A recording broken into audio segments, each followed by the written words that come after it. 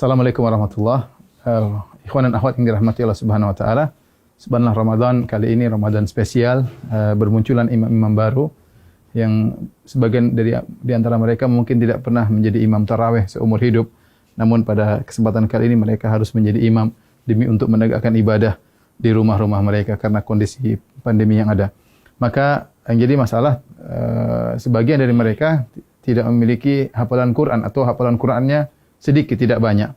Kemudian juga banyak di antara mereka yang ingin bisa menghatamkan Quran dalam sholat tarawih, sementara hafalan Quran yang terbatas. Apa solusi yang diberikan? Maka di antaranya syariat membolehkan seorang sholat sambil membaca dari mushaf, dan ini dipraktikkan oleh Aisyah radhiyallahu taala anha di malam bulan Ramadan.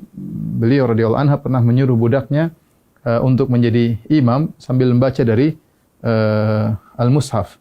Ya, dan ini adalah praktik dari para salaf. Az-Zuhri, seorang imam dari kalangan tabi'in, juga mengatakan khiyaruna yaqra'una minal mushaf, yaitu banyak orang-orang soleh juga mereka salat sambil membaca al-mushaf supaya bisa membaca dengan sebanyak-banyaknya dalam salat malam atau salat tarawih. Di antara cara yang bisa kita gunakan untuk baca mushaf adalah meletakkan mushaf suatu tempat di depan kita. Nah, kita menghadap kiblat sementara mushaf di depan kita sehingga kita baca seperti biasa. Setelah itu nanti kalau kita mau ruku, ya terpaksa mungkin kita agak ke kiri sedikit, kemudian kita baru ruku, Allahu Akbar. Ya. Setelah itu kemudian kita sujud, ketika kita balik berdiri kita geser lagi sedikit untuk kemudian membaca dari mushaf di depan kita. Tidak mengapa kita kemudian misalnya membuka mushaf, ini gerakan yang tidak mengapa, ya, karena gerakan yang diperlukan, ya, demi kemaslahatan sholat, karena kita dituntut untuk bisa sholat malam dengan lebih panjang dan lebih lama. Ya, ini adalah cara pertama tatkala kita ingin salat dengan membuka mushaf di depan kita.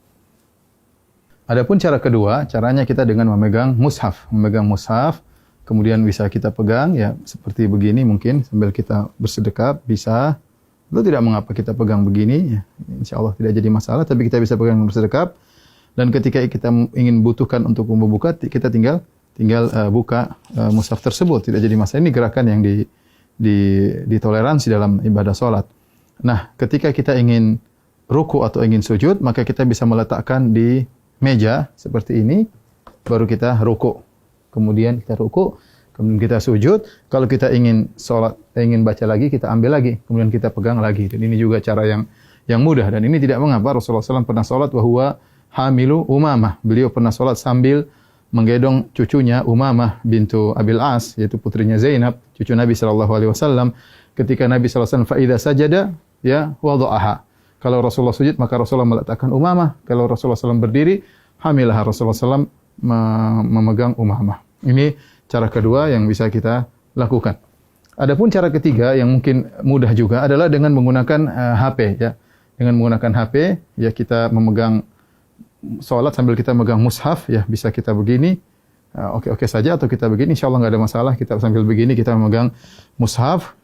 Ketika kita ingin ruku, maka tinggal kita masukkan di kantong, baru kemudian kita ruku dan salat seperti biasa. Nanti kalau kita ingin lanjutkan, tinggal kita pegang kembali, kemudian kita baca mushaf, terserah mau setengah juz, 1 juz, sepuas kita, dan ini gerakan yang ringan juga dengan memegang mushaf.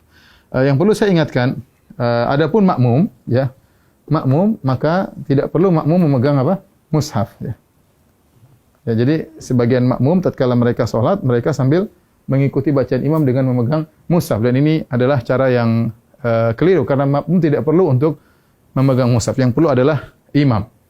Dengan demikian para ulama melarang para makmum untuk memegang mushaf karena adalah gerakan yang tidak diperlukan, dan asal hukum dalam gerakan dalam salat adalah makruh.